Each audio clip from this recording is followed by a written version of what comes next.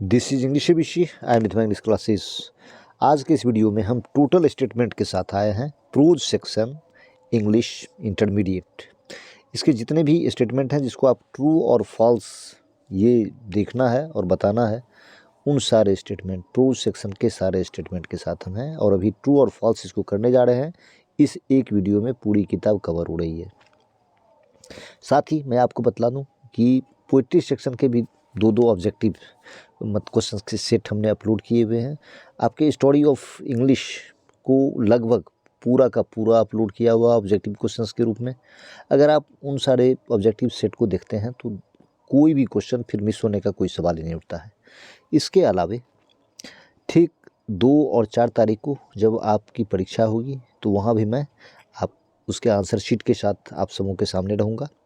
और अभी इसके अलावे मैं ऑब्जेक्टिव क्वेश्चंस ग्रामर के या बुक से और सब ऑब्जेक्टिव के क्वेश्चन के सेट के साथ आ रहा हूँ। आप देखें। हाँ, एक चीज़ और, जो मतलब मॉडल सेट आपने ऑफिशियल देखा है बिहार स्कूल एग्जामिनेशन बोर्ड का, तो उसमें डिफरेंट चैनल पर उसके ढेर सारे आंसर गलत बताए गए हैं। तो ऐसे में ज़रूरी है कि उसका सही आंसर आप जानें। और हमने एक मतलब आप समझ लें कि वह एक तरह से रिव्यू है और वहाँ उसको मतलब जहाँ जहाँ जो जो आंसर गलत थे उस क्वेश्चन को उसमें लिया है। सारे क्वेश्चन का आंसर नहीं किया है। आर्ट्स और साइंस दोनों के ही अंग्रेजी के क्वेश्चन को मैंने वहाँ एकदम एक्सप्लानेशन के साथ कि किस तरह यह गलत है, क्या आंसर दिया गया है, क्यों वह गलत है और फिर करेक्ट आंसर क्या होना चाहिए, उन सारे मतलब डिटेल्स के साथ उस एक वीडियो उसके लिए भी अपलोड किया हुआ है। तो आप उस आंसर को भी देख लें। गलत आंसर जानकर आप एग्जामिनेशन हॉल में ना जाएं। तो चलिए अब हम स्टार्ट करते हैं। जो हमारा सबसे पहला सेट है स्टेटमेंट का, जो उसमें सबसे पहला लाइन है आपके सामने, वो है write T for true and F for false statements. मतलब सभी सेट में यही होगा, मतलब ट्रू फॉल्स लिखना है। अब हम सिर्फ टिक मारेंगे, जो करेक्ट होगा तो ट्रू के लिए आप टिक मार समझ लें और फॉल्स के लिए क्रॉस समझ लें।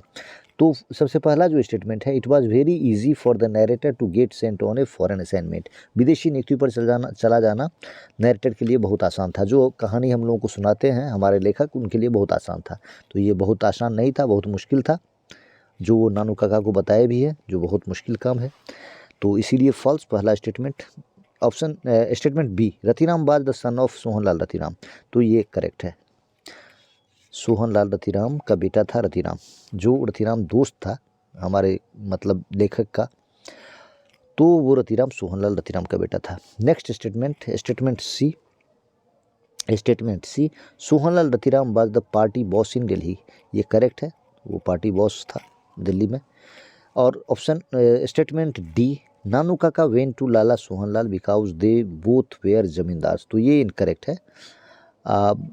नानू काका तो जमींदार के रूप में गए वहाँ, बट सोहनलाल तो जमींदार नहीं थे, वो पॉलिटिशियन थे। तो यहाँ लिखा हुआ दे बोथ वेयर जमींदार्स, तो ये इनकरेक्ट है, इसीलिए ये रॉन्ग स्टेटमेंट है, मतलब फॉल्स है। नानू काका visited Lala Sohanlal in the guys of an astrologer. और ऑप्शन मतलब ये स्टेटमेंट, सॉरी मैं बार बार ऑप्शन कह रहा हूँ, स्टेटमेंट ई जो है उसमें नानू काका को मतलब लाला सोहनलाल के पास विजिट करता हुआ एस्ट्रोलॉजर के रूप में दिखाया गया है। तो ये रॉन्ग है, वो ज़मींदार के रूप में वहाँ गए हैं, तो यहाँ इनकरेक्ट। और फिर Nanu Kaka's meeting, statement F, Nanu Kaka's meeting with Sohanlal Ratiram was very successful. तो ये जो है ये करेक्ट है, मतलब पूरी तरह से जब भेंट हुई, एक तो भेंट होने में दिक्कत हुई और सब लोगों से, मिनिस्टर से, लेकिन जब सोहनलाल रतिराम से भेंट हुई तो वो पूरी तरह सक्सेसफुल रहा और उसके बाद नानू काका ने और सब भी अपने तिक्रम लगाए। तो चलिए ये स्टेटमेंट ट्रू है, एफ। अब हम अगला सेट पढ़ाते हैं। अगला सेट में जो पहला हमारा स्टेटमेंट है वो है the hopes of the Negro population were fulfilled by the signing of emancipation proclamation.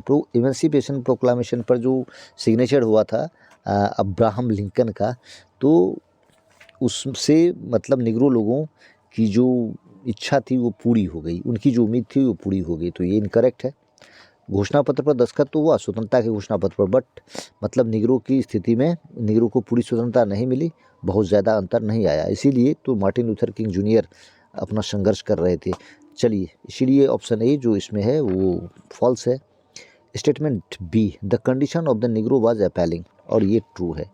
मतलब दयनीय स्थिति थी निगरों की कंडीशन। फिर statement C, the bank of justice is bankrupt, तो ये कहीं से भी नहीं था कि मतलब उस चैप्टर में आई हैव ए ड्रीम में कि मतलब न्याय का जो खजाना है वो दिवालिया है, नहीं। तो इसीलिए यह फॉल्स है। इस चीज़ को मार्टिन लूथर किंग जूनियर ने भी डिस्कार्ड किया है कि ये कभी खजाना खाली नहीं हो सकता न्याय का। इसीलिए ये फॉल्स स्टेटमेंट है, ऑप्शन सी ये फॉल्स। चलिए, option D, the author prefers racial statement D, the author prefers racial discrimination, तो ऑथर मतलब प्राथमिकता देता है, पसंद करता है किसको, नस्लीय भेदभाव को, तो ये इनकरेक्ट है, ये फॉल्स स्टेटमेंट है। मतलब स्टेटमेंट डी फॉल्स स्टेटमेंट है। The nation could overlook, statement D, the nation could overlook Negro problems, निगरों के प्रॉब्लम की अनदेखी कर सकता है राष्ट्र, ये भी मतलब फॉल्स है। यही कह रहे हैं कि मतलब अब ओवरलुक नहीं किया जा सकता है निगरों के प्रॉब्लम्स को। Statement F, the Negroes of America had citizenship rights, तो सिटीजनशिप राइट्स तो था, इसीलिए यह ट्रू है। हाँ, उसकी स्थिति में सुधार नहीं हुई थी वो अलग बात है, लेकिन सिटीजनशिप राइट्स जो है वो था अमेरिका के निगरों को, वो मतलब 1868 में ही मिल गया था।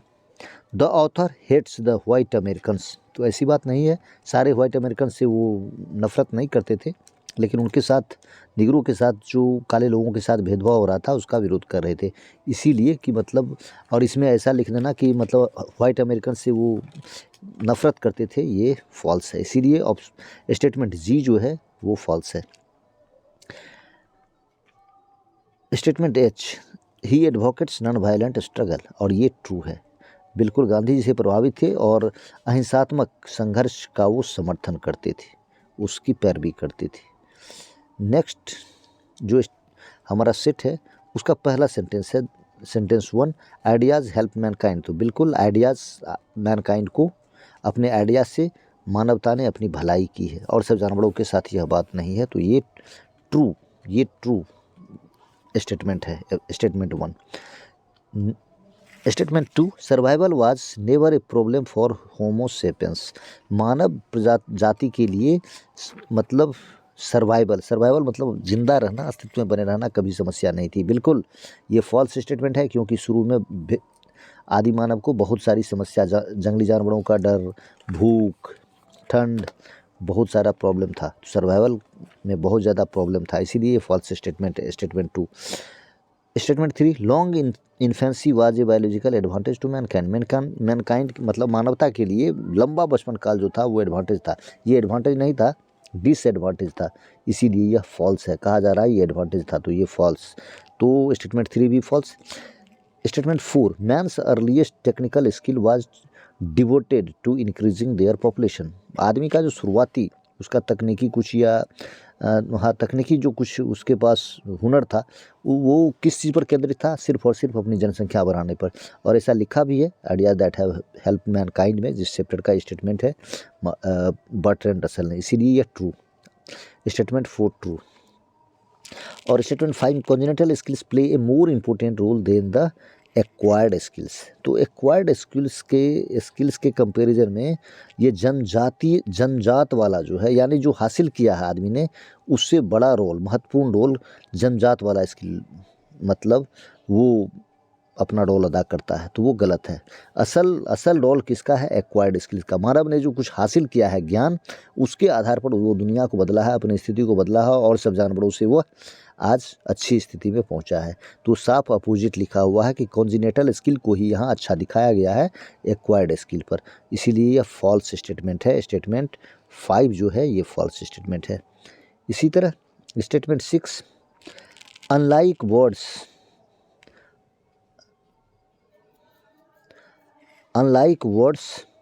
Human beings can foresee A catastrophe, मतलब वर्ड्स के विपरीत, चिड़ियाओं से अलग हटकर मानव समाज जो है वो आने वाली विपत्ति को देख सकता है, मतलब उसका अनुमान कर सकता है, भविष्य में अपना देख सकता है कि आने वाला कोई खतरा है। तो ये ट्रू है, यह ट्रू स्टेटमेंट है। इसी तरह four thought can avert physical danger, और अगर हम दूर मतलब भविष्य की सोच रखते हैं, भविष्य का अनुमान रखते हैं, तो हमें मतलब खतरों से, आगे के खतरों से, बहुत मतलब फिजिकल खतरों से वो हमें बचाता है, इसीलिए यह ट्रू स्टेटमेंट है। Statement 7। Statement 8, the intelligent qualities account for the glory of man, मानव का जो गौरव है वो उसकी इंटेलिजेंसी से है, इसीलिए ये ट्रू स्टेटमेंट है। Statement 8। Statement 9, in a secure future there are neither worries nor lack of joy, और अगर फ्यूचर सिक्योर चाहिए तो उसकी चिंता भी करनी पड़ेगी, तो फिर चिंता भी रहेगी, वॉरीज भी रहेगी, और फिर जो कुछ आनंद उठाने का मन करेगा लेकिन लगता है कि भविष्य में उससे खतरा होगा, तो फिर उससे भी आपको कंप्रोमाइज़ करना होगा, इसीलिए ये दोनों चीज़ रहती है। यहाँ लिख दिया है कि neither worries nor lack of joy, इसीलिए यह फॉल्स स्टेटमेंट है, ये फॉल्स स्टेटमेंट है। स्टेटमेंट 9। नेक्स्ट सेट जो है हमारा, उसका जो सबसे पहला सेंटेंस है वो है utilisation of fire was a milestone in human progress, मानवीय जो प्रगति है उसमें आग का जो प्रयोग है जब मानव ने सबसे पहली बार किया तो उस मील का पत्थर साबित हुआ मानव के विकास के इतिहास में। ये बिल्कुल ट्रू स्टेटमेंट है, बिल्कुल सही बात है। और जो स्टेटमेंट 2 है, fire was used only for cooking, तो कुकिंग के लिए तो यूज़ किया जाता होगा, लेकिन उसके साथ साथ गर्मी के लिए भी, गर्मी प्राप्त करने के लिए भी, जाड़े के मौसम में, साथ ही जंगली जानवरों से बचने के लिए, मतलब इन सब चीज़ों के लिए भी आग का उपयोग किया जाता होगा निश्चित रूप से, इसीलिए यह फॉल्स स्टेटमेंट है। Statement 2।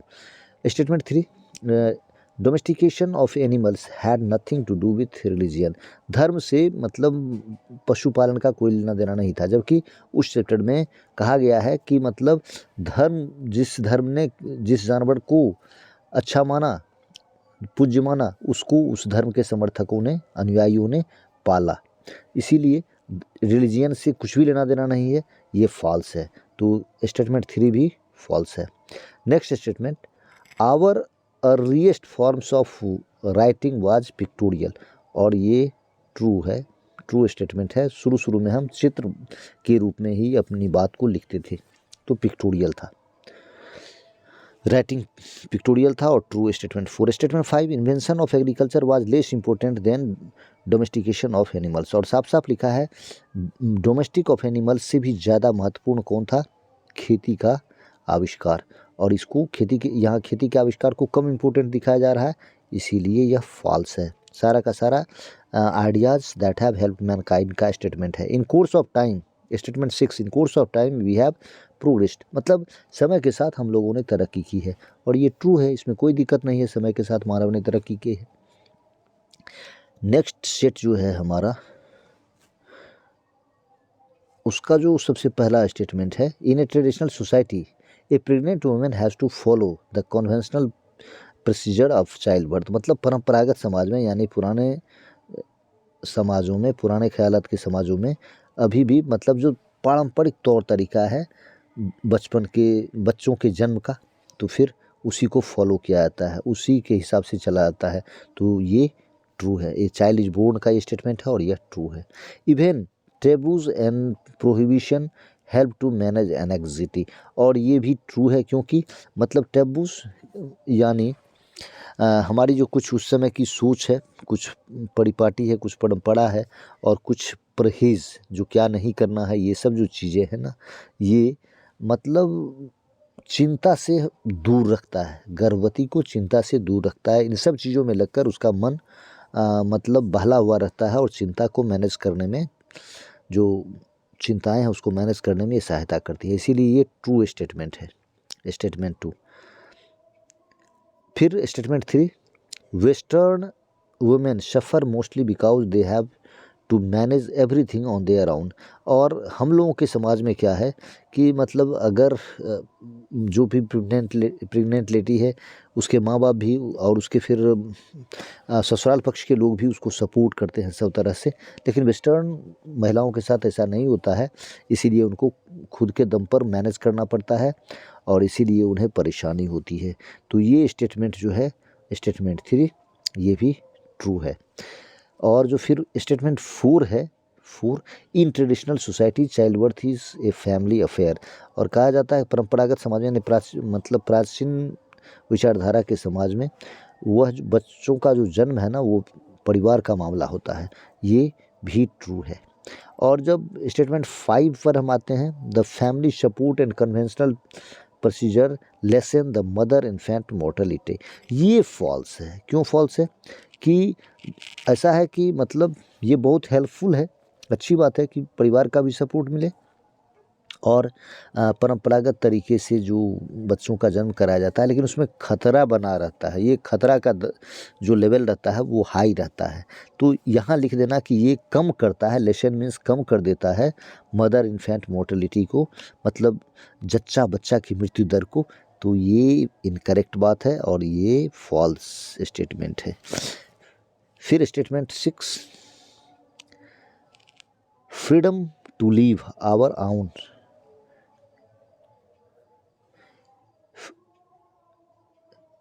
Statement 6 freedom to live our own lives is more important than prenatal mortality.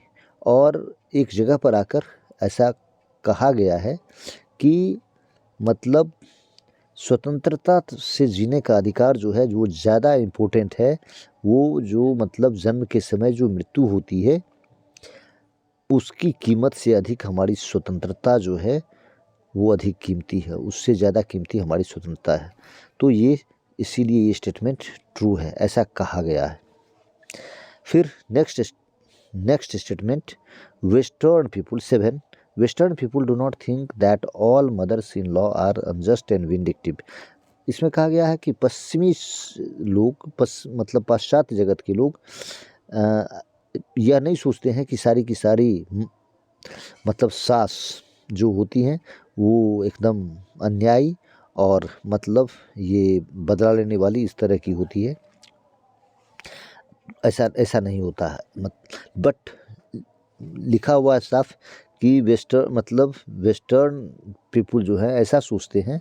जो यहाँ इंडिया की लेडीज चली जाती है कहाँ अपने मायके, तो उसके आधार पर ये निष्कर्ष निकाल लेते हैं कि माँ सास से उसका नहीं बनता है, मदर इन लॉ से, और हर एक सास जो होती है वो अन्यायी और विंडिक्टिव होती है। तो इसीलिए यह ट्रू है। Statement 7 is true. Next statement जो है statement 7 silent opposition in international conferences is not a major difficulty in the way of feminists. जो नारीवादी है वो जो कुछ पहल करती है दुनिया में जागरूकता लाने के बारे में, जो कुछ अभियान चलाती है, तो उसमें मतलब अगर जो भाग लेने वाली महिला है जिसे कन्विंस करने की बात होती है और अगर वो साइलेंट रहकर अपना विरोध जताती है तो निश्चित रूप से ये समस्या है। लेकिन यहाँ कहा गया है कि ऐसी कोई मतलब बड़ी परेशानी वाली बात नहीं है, जो कि फॉल्स है। इसीलिए स्टेटमेंट 7 जो है वो फॉल्स है। ये प्रॉब्लम है, डिफ़िकल्टी है, और यहाँ कहा गया है कि कोई डिफ़िकल्टी नहीं है। नेक्स्ट स्टेटमेंट जो उस सेट का लास्ट स्टेटमेंट है statement 9 in many traditional societies the relation between mother and child is more important then that between husband and wife. यानी पति और पत्नी के बीच का जो संबंध है उससे अधिक महत्वपूर्ण क्या होता है, माँ और बेटे, बच्चे और माँ का जो संबंध होता है वो ज़्यादा इम्पोर्टेंट होता है। और ये किस में होता है? ट्रेडिशनल सोसाइटीज़ में, परंपरागत समाज में। तो ये बिल्कुल ट्रू है, ऐसा कहा गया है ये चाइल्डिश बोर्ड में। नेक्स्ट जो हमारा सेट है वो है उसका पहला जो स्टेटमेंट है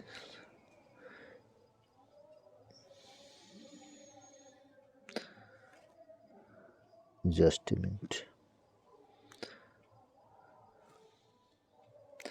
पहला statement A selective women may not visit her mother's house during pregnancy.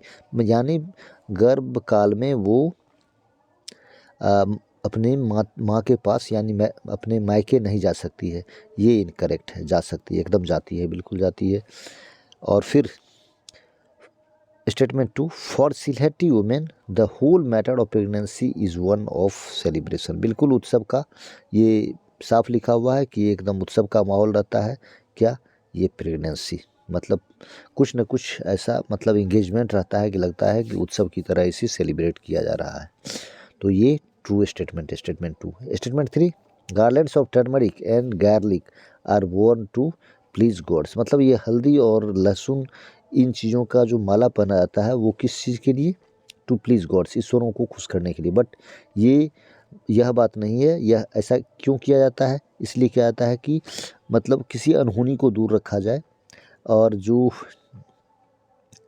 Evil spirits हैं, कुछ दुष्ट चीज़ें हैं, उसको मतलब कुछ सुपर नेचुरल एलिमेंट, उन सब चीज़ों को दूर रखने के लिए ये माला पहना जाता है। यहाँ लिख दिया गया है टू प्लीज गॉड्स, जो कि इनकरेक्ट है। दुष्ट आत्माओं को दूर रखने के लिए, मतलब बुरी शक्तियों को दूर रखने के लिए, इसीलिए ये स्टेटमेंट फॉल्स है। नेक्स्ट जो हमारा स्टेटमेंट है, statement 4, the songs they sing are about the lives of women in Bengal. और ये ट्रू है। मतलब वो जो एक 12 दिन के बाद जो एक उत्सव होता है और वहाँ जो गीत महिलाएं गाती हैं वो बंगाल के महिलाओं के बारे में होती है, इसीलिए ट्रू, ये स्टेटमेंट ट्रू है। Statement 4। Statement 5, visiting mother's house is one of the rewards of pregnancy. और ये बिल्कुल ट्रू है, क्योंकि मतलब अपने मायके जाना महिलाओं के लिए एक मतलब वो इनाम की तरह होता है, और वो इनाम किसका? प्रेगनेंसी का, इसीलिए ये ट्रू है। स्टेटमेंट 6, इन बांग्लादेश रूप थोका is a kind of sweet dish. तो ये पकवान नहीं है, कोई आइटम नहीं है भोजन का। कौन? रूप थोका। रूप थोका तो वहाँ फेरी क्वीन है, परियों वाली कहानी है बांग्लादेश में, इसीलिए फॉल्स स्टेटमेंट है, statement 6। Statement 7, all technological changes cause social developments. और सारा का सारा तकनीकी विकास जो है वो क्या किया है? वो किस चीज़ का कारण बना है? हमारे सामाजिक विकास का। ये फॉल्स है।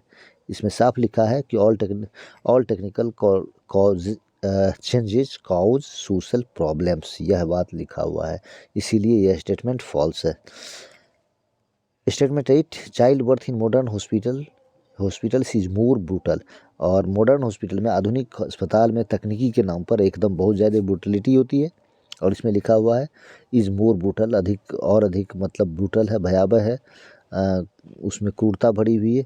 और ये स्टेटमेंट इसीलिए ट्रू है। स्टेटमेंट 8 ऐसी ही बात है, जहाँ बंतू महिला को दिखाया गया है कि किस तरह उसके साथ, और फिर निगरों को दिखाया गया है अमेरिका में किस तरह उसके साथ हॉस्पिटल में मतलब ब्रूटलिटी होती है। नेक्स्ट जो हमारा सेट है वो है press is free everywhere. Press is free, how free is the press chapter का है, और ये फॉल्स स्टेटमेंट है। क्यों? क्योंकि प्रेस फ्री एवरीवेयर है, ऐसा कहीं भी ऐसा कुछ नहीं है। हाँ, अलग अलग देश में अलग अलग स्थिति है, जहाँ डेमोक्रेसी है वहाँ प्रेस फ्री है, और सब जगह इतना ज़्यादा मतलब फ्रीडम एंजॉय नहीं कर पाता है प्रेस। तो प्रेस इज़ फ्री एवरीवेयर, ये फॉल्स स्टेटमेंट। नेक्स्ट स्टेटमेंट है there is no internal censorship on the press. और यह जो है बिल्कुल यह भी फॉल्स स्टेटमेंट है। क्यों? क्योंकि प्रेस पर सरकार के द्वारा सेंसरशिप हो या नहीं हो, उस पर अपने इंटरेस्ट के चलते, जो उसके मालिक का इंटरेस्ट है, ऑनर का इंटरेस्ट है, या फिर जो उसमें जो उसको एडवर्टाइजमेंट के लिए पैसे देते हैं, उसका ख्याल रखना पड़ता है। इसीलिए क्या छापे क्या नहीं छापे, यह फैसला करने में उसका अपना इंटरेस्ट रहता है। इसीलिए एक तरह से इंटरनल सेंसरशिप रहता है, और यहाँ लिखा है there is no internal censorship, इसीलिए यह फॉल्स स्टेटमेंट है। Statement 2। Statement 3, proprietors have their personal interest as well. मतलब प्रोप्राइटर का यानी मालिक का अपना भी इंटरेस्ट स्वार्थ होता है, और ये ट्रू स्टेटमेंट है, बिल्कुल होता है, और उस हिसाब से वो अखबार को मैनेज करता है। नेक्स्ट जो हमारा स्टेटमेंट है, advertisers contribute to the revenue of the newspaper. और जो प्रचार करने वाले हैं उनका योगदान होता है, वो योगदान देते हैं किस चीज़ में, न्यूज़पेपर की आमदनी में, उसके आय में। और ये ट्रू है, एडवर्टाइजर से पैसा मिलता है न्यूज़पेपर को। नेक्स्ट जो हमारा सेट है, उसका जो हमारा पहला स्टेटमेंट है वो है, the author was very fund of gardening and keeping cats. और ये how free is the press chapter का है, डोरोथी एल सेयर्स के बारे में ये बात मतलब किसी ने छापा था कि उनका इंटरेस्ट जो है और मतलब वो किस चीज़ की शौकीन है, तो गार्डनिंग यानी बागवानी और बिल्लियों को पालने का। और ये फॉल्स स्टेटमेंट है, जैसा वो कहती है कि जिस किसी भी चीज़ से मैं सबसे ज़्यादा डिटेस्ट करती हूँ वो गार्डनिंग है, और बिल्ली को तो चूहा पकड़ने के लिए है, इसमें भी मेरा कोई इंटरेस्ट नहीं है, इसीलिए ये फॉल्स स्टेटमेंट है। और फिर स्टेटमेंट 2 जो है, the author had deliver 20,000 words in A space of an hour and A quarter. तो वहाँ वो डोरोथी एल सेयर कहती है कि मुश्किल से 8,000 शब्द होंगे, और मतलब 1.25 घंटे में इतना ज़्यादा बोल देना ये कहीं से संभव ही नहीं है, तो इसीलिए ये फॉल्स है, ऐसा दिया नहीं, ऐसा कहा छापा गया लेकिन ये गलत स्टेटमेंट है, वो एक्चुअली बोली नहीं थी। Statement 3, to misrepresent a man's attitude and opinion is no offense। मतलब किसी आदमी के एटीट्यूड को आप मिसरिप्रेजेंट करना कानून की नज़र में ऑफेंस नहीं है, ऐसा उसमें लिखा हुआ है, इसीलिए यह ट्रू है, इसे मैं ट्रू मानता हूँ। आप नैतिकता के दृष्टिकोण से इसे ऑफेंस मान सकते हैं, बट कानून की नज़र में ये ऑफेंस नहीं है। नेक्स्ट जो हमारा स्टेटमेंट है, to get misleading statements corrected is very easy. नहीं, यह बहुत ही मुश्किल है, मतलब मिसलीडिंग स्टेटमेंट को करेक्ट करवा पाना ये बहुत ही मुश्किल है। ऑफेंस तो वो अपराध तो नहीं है, अगर आप मतलब ठीक भी करवाना चाहें तो वह भी काफ़ी मुश्किल है, उसको सिद्ध कर पाना और उसको ठीक करवा पाना, इसीलिए यह स्टेटमेंट भी गलत है, statement 4। Next statement 5, any public person is subtly made to feel that if he offends the press he will suffer for it। मतलब मतलब किसी भी राजनीतिक व्यक्ति को, प्रभावशाली व्यक्ति को यह अच्छी तरह महसूस करा दिया जाता है कि अगर वह आक्रमण करेगा प्रेस पर, प्रेस से पंगा लेगा तो उसे इसकी कीमत चुकानी पड़ेगी, और इसीलिए यह ट्रू स्टेटमेंट है। नेक्स्ट जो हमारा स्टेटमेंट है, जो लास्ट है इस सेट का, द प्रेस कैन मेक और ब्रेक रिपुटेशन। प्रेस बना सकता है और बर्बाद भी कर सकता है किसी की प्रतिष्ठा को, तो ये ट्रू स्टेटमेंट ट्रू है ये। नेक्स्ट जो हमारा सेट है, उसका जो पहला लाइन है, चलिए द अर्थ चैप्टर में हम लोग पहुंच रहे हैं। Johnson was a hard working man. Johnson परिश्रमी व्यक्ति था, और यह क्या है, फॉल्स है, बिल्कुल फॉल्स है। वो बिल्कुल ही कहीं से किसी भी एंगल से परिश्रमी नहीं थे, वो लोग बहुत ही आलसी थे, बेंजी के माता पिता। और जो नेक्स्ट हमारा उसके बाद स्टेटमेंट 2 है, Johnson was interested in preaching. Johnson का इंटरेस्ट यानी बेंजी के फादर का इंटरेस्ट भाषण देने में था, उपदेश देने में था, तो ये बिल्कुल ट्रू स्टेटमेंट है हमारा, ये ट्रू स्टेटमेंट है, स्टेटमेंट 2। नेक्स्ट जो है वो है स्टेटमेंट 3, जॉनसन हैड एन इंसेंशन। और ये फॉल्स है। इंसान मतलब थोड़ा सा मतलब दिमागी रूप से पागल जैसा, तो वो पागल नहीं था, वो गिनती भी कर सकता था, हिसाब किताब भी रख सकता था, सारा कुछ कर सकता था, बट वो बहुत सिंपल था, ये बात इसके साथ थी। तो इंसेंशन दिखा देना ये इनकरेक्ट है, साफ साफ लिखा है आपके बुक में कि वो इंसान नहीं था, इसीलिए फॉल्स स्टेटमेंट है। स्टेटमेंट 3 जो है वो फॉल्स है। Statement 4, Benji hated his hens. Benji अपने मुर्गियों से घृणा करता था, बिल्कुल ये फॉल्स है, मुर्गी ही उसके लिए सब कुछ थी। चलिए अब नेक्स्ट जो हमारा सेट है, उसका जो पहला स्टेटमेंट है वो है, with the arrival of Florence as Benjy's wife the house was filled with happiness.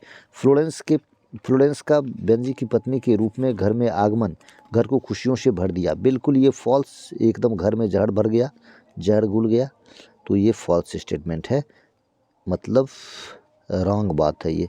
चलिए नेक्स्ट स्टेटमेंट है, Benji and his wife lived in one part of the house and his parents in the other. मतलब Benji और उसकी पत्नी साथ ही उसके माँ बाप दोनों अलग अलग पार्ट में रहते थे। तो बिल्कुल ये ट्रू स्टेटमेंट है, बिल्कुल करेक्ट है। Next statement, Benji paid utmost attention to his ageing parents. मतलब बेंजी अपने उम्र दराज या बुरे माँ बाप का बहुत ज़्यादा ख्याल रखते थे, एकदम बहुत ज़्यादा उस पर ध्यान रखते थे, उनकी देख रेख करते थे। और ये बिल्कुल फॉल्स, बिल्कुल इसके अपोजिट था बेंजी, कोई लेना देना नहीं था, इसीलिए यह फॉल्स स्टेटमेंट है। और जो नेक्स्ट सेट है हमारा वो है, उसका जो सबसे पहला लाइन है वो है पॉलेस बक, यानी India through a traveller's eyes. Pearl S Buck had an Indian family doctor. और ये ट्रू है, जब चाइना में थी तो इंडियन फैमिली डॉक्टर था, इसीलिए statement 1 is the true statement. चलिए नेक्स्ट जो हमारा स्टेटमेंट है, statement 2, the Mongolian from Europe invaded Kashmir. और ये फॉल्स है। क्यों फॉल्स है? क्योंकि मंगोलियन नहीं थे, वो यूरोपियन इन्वेडर्स थे जिन्होंने आक्रमण किया था कश्मीर होकर इंडिया पर। चलिए अब statement 3, according to the writer the Indians belong to the Caucasian race. बिल्कुल करेक्ट है ये ट्रू स्टेटमेंट है। राइटर के हिसाब से कॉकेशियन रेस से ही बिलोंग करते हैं हम इंडियंस भी और यूरोपियन सब भी। नेक्स्ट जो स्टेटमेंट है इसीलिए true, statement 3 true. Statement 4, the first women president of the general assembly of the United states was an Indian. और ये बिल्कुल ट्रू है, इंडिया की ही विजया लक्ष्मी पंडित जी थी जो पहली महिला अध्यक्ष थी, किसकी? संयुक्त राष्ट्र संघ की, इसीलिए ये स्टेटमेंट ट्रू है, statement 4। Next statement, statement 5, the writer wanted to listen to 4 groups of people. और जो ये इंडिया आई थी तो उस समय वो कितने ग्रुप से बात करना चाहती थी? 2 ग्रुप से ही बात करना चाहती थी। एक तो शहर के पढ़े लिखे लोग, इंटेलेक्चुअल्स इन टाउन्स, और दूसरा पीजेंट्स, गाँव के पीजेंट्स। तो 2 ग्रुप्स, लेकिन यहाँ लिख दिया है 4 groups. So this statement is false, statement 5 is false. अब हम स्टेटमेंट 6 को देखते हैं, the young Indian intellectuals were disappointed with the English rule. और जो युवा भारतीय पढ़े लिखे लोग थे वो लोग डिसअपॉइंटेड थे, किससे? इंग्लिश शासन से। तो बिल्कुल ये ट्रू है, ऐसा ही दिखाया गया है उस चैप्टर में, India through a traveller's eyes. Next statement, जो स्टेटमेंट 7 है, Indians were willing to fight in the second world war at England's command. मतलब इंग्लैंड की कमांड पर भारत के लोग एकदम यह इच्छा रखते थे कि वो लड़ाई करें इंग्लैंड की तरफ से। ये बिल्कुल फॉल्स है। सेकेंड वर्ल्ड वार में वो बिल्कुल ही एकदम यह कह रहे थे कि नहीं, हम पर युद्ध थोपा नहीं जा सकता है, इंग्लैंड कहेगा तो हम लड़ाई के मैदान में कूद पड़ेंगे, ऐसा नहीं होगा, हम खुद डिसाइड करेंगे, इसीलिए फॉल्स स्टेटमेंट है। नेक्स्ट स्टेटमेंट, स्टेटमेंट 8,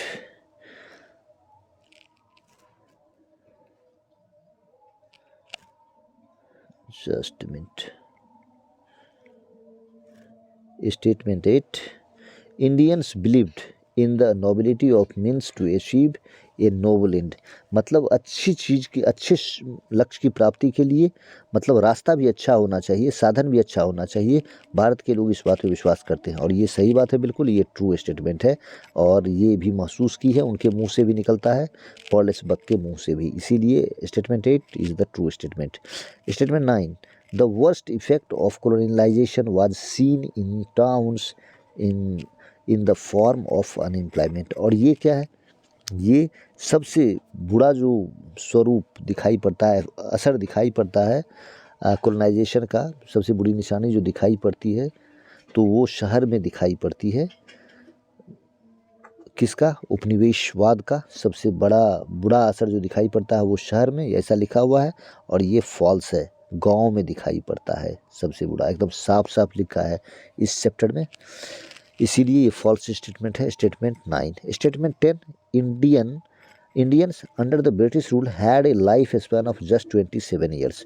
और ये एक जगह बताया गया है कि 27 साल ही औसत जीवन काल है एक भारतीय का, इसीलिए यह ट्रू स्टेटमेंट है। Statement 10 is the true statement. Next statement one दूसरे सेट का, the writer blames the English rule for all the ills of India. और राइटर यानी भारत की जो भी अभी बुराई है, जो भी उसकी कमी है, उस सब के लिए जिम्मेदार किसको ठहराती हैं? पर्लसबर्ग इंग्लैंड को ठहराती है, इसीलिए कि वो रूल की लगभग 300 वर्षों तक, और फिर भारत की इतनी बुरी स्थिति थी। तो इसीलिए statement 1 is true. Next statement, colonization had made the Indian innervated and exhausted, एकदम निराश बना दिया, ऊर्जा मतलब एकदम निस्तेज बना दिया। कौन सी? उपनिवेशवाद ने।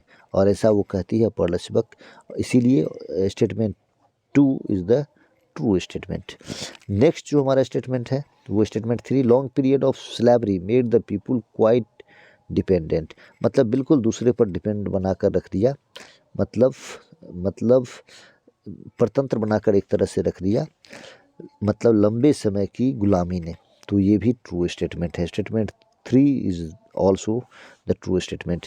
नेक्स्ट जो हमारा स्टेटमेंट है, according to the writer selflessness is the main quality of a leader, मतलब राइटर के अनुसार यानी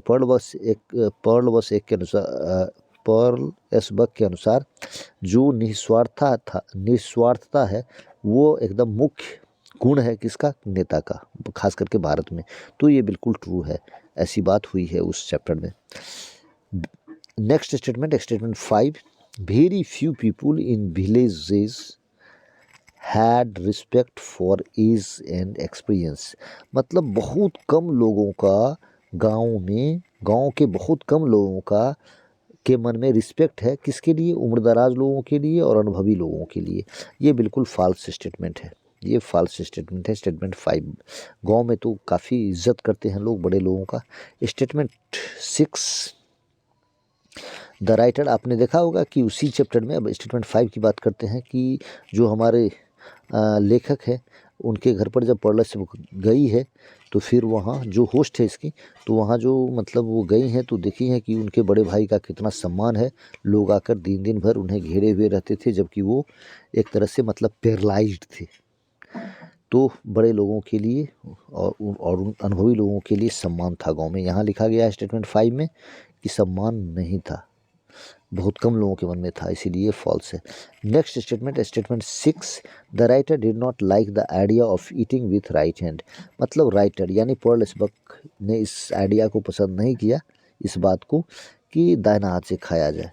ये बिल्कुल फॉल्स स्टेटमेंट है। वो बहुत मतलब इससे खुश थी और इसको काफ़ी पसंद किया कि हालांकि वो तो हमेशा चॉप स्टिक्स से खाई, ऐसा वो बताती है, लेकिन दाहिना हाथ से अच्छा कुछ भी नहीं हो सकता आदमी के लिए। अपने दाहिने हाथ से अच्छा कुछ भी नहीं हो सकता, कोई भी चीज़ पवित्र नहीं हो सकता, ऐसा वो मतलब बताई है।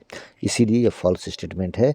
उसकी बात को उल्टा दिखाया गया है कि डिड नॉट लाइक, ये साफ अपोजिट, इसीलिए false statement 6। Statement 7, Indians are by nature religious, भारतीय जो होते हैं धर्म से मतलब अपने मतलब एकदम हमेशा नेचुरली आप कह लें स्वाभाविक रूप से धार्मिक होते हैं, और ये ट्रू स्टेटमेंट है। नेक्स्ट जो स्टेटमेंट है statement 8,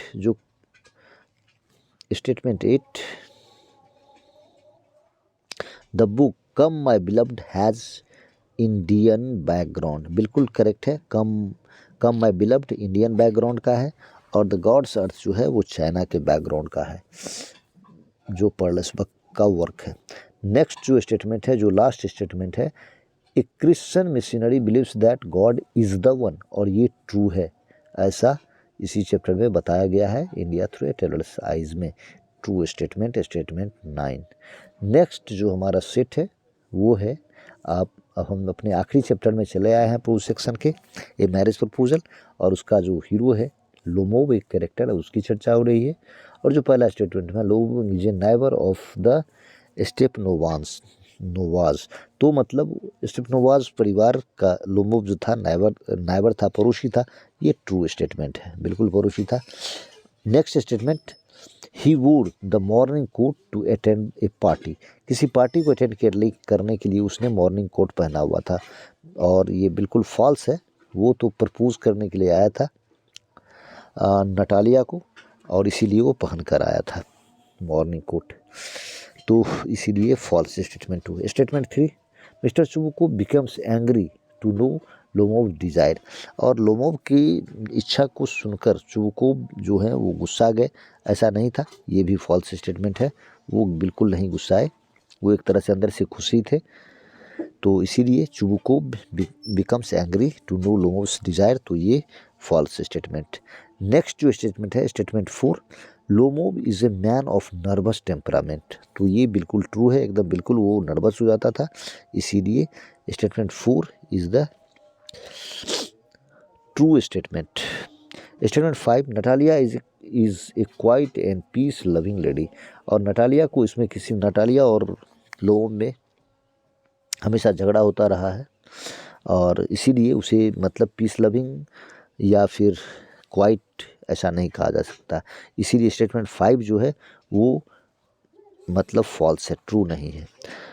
statement 6, the ownership of aux मीडो is disputed, और ऑक्स मीडोज की जो ऑनरशिप है, स्वामित्व जो है वो उसमें मतलब वो डिस्प्यूटेड है, वो मतलब झंझट वाला है, तो ये बिल्कुल ट्रू है, दोनों के बीच में था, लोमोव और फिर नटालिया के फैमिली के बीच में ये झंझट की चीज़ थी, इसीलिए यह ऐसा लिखा भी गया है, इसीलिए यह ट्रू स्टेटमेंट है। नेक्स्ट सीट जो है हमारा, उसका पहला सेंटेंस है, Chubukov supports Lomov's claim over ox meadows, यहाँ चुबुकोव को दिखाया गया है कि वो सपोर्ट कर रहा है लोमोव के दावे का ऑक्स मीडोज पर, और ये बिल्कुल फॉल्स है, क्योंकि उसी बात का तो झगड़ा था दोनों के बीच में, चुबुकोव इस चीज़ का विरोध करता था और इसको दिखाया गया कि वो सपोर्ट करता है, इसीलिए statement 1 is the false statement. Statement 2, his peasants use the land for 40 years, उसके किसान यानी चुबुकोव के मतलब जो किसान सब थे वो लोग 40 वर्षों से उस ऑक्स मीडोज का उपयोग करते आ रहे थे, ये ट्रू है, ऐसा लिखा गया उस बुक में, उस चैप्टर में मैरिज प्रपोजल में ऐसी बात है, इस बात की चर्चा है, इसीलिए true statement statement 2। Statement 3, it is Natalia who threatens to take the matter to court, और यह नटालिया थी जो कि मतलब मामले को कोर्ट में ले जाने के लिए धमकी दी, लेकिन ये फॉल्स है। आप ठीक से पढ़ेंगे उस चैप्टर को तो देखेंगे लोमोव के मुंह से सबसे पहले कोर्ट जाने की बात हुई थी, कोर्ट जाकर सिद्ध कर देने की बात हुई थी, इसीलिए नटालिया को मतलब धमकी देते हुए दिखाना ये फॉल्स स्टेटमेंट है। Statement 3 false. Statement 4, she does not use abusive language for Lomov, मतलब वो लोमोव के लिए एब्यूजिव मतलब गाली वाली भाषा का प्रयोग नहीं की, गाली गलौज नहीं की, और ये फॉल्स है, काफ़ी गाली गलौज हुआ दोनों के बीच में, मतलब उनके जो भी एंसेस्टर्स थे उनको मतलब उनके बारे में भला बुरा कहा गया, तो ऐसा कि मतलब उसने यूज़ नहीं किया लोमोव के लिए एब्यूजिव लैंग्वेज, ये फॉल्स है, तो statement 4 is false statement.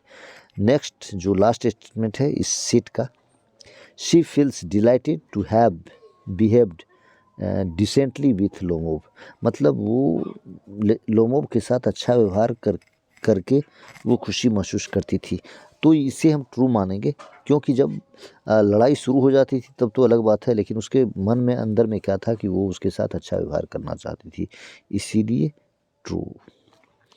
Next जो स्टेटमेंट है हमारे सामने वो है,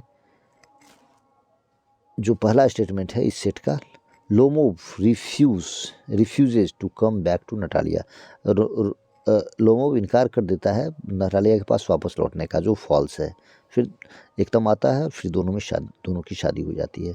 next statement 2, the name of Lomov's dog is Lip, तो लोमोव के डॉग का नाम क्या था, वो गेस था, लिप नहीं था, इसीलिए statement 2 is the false statement.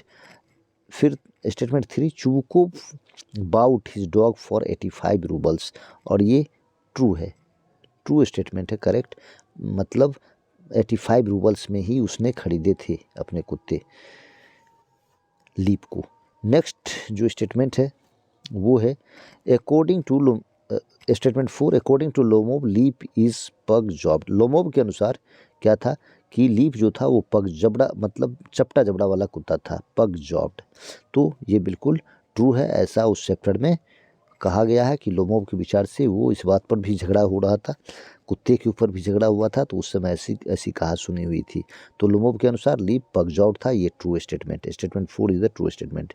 Statement 5, Lomov claims to have the memory of an elephant.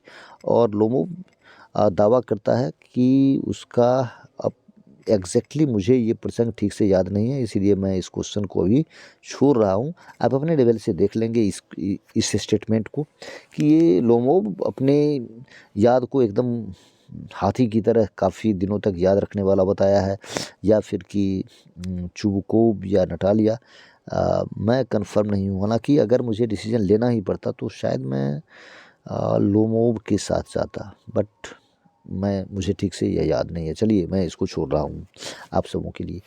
Next जो स्टेटमेंट 6 है, Chubukov thinks that Lomov is possessed by some demon of contradiction.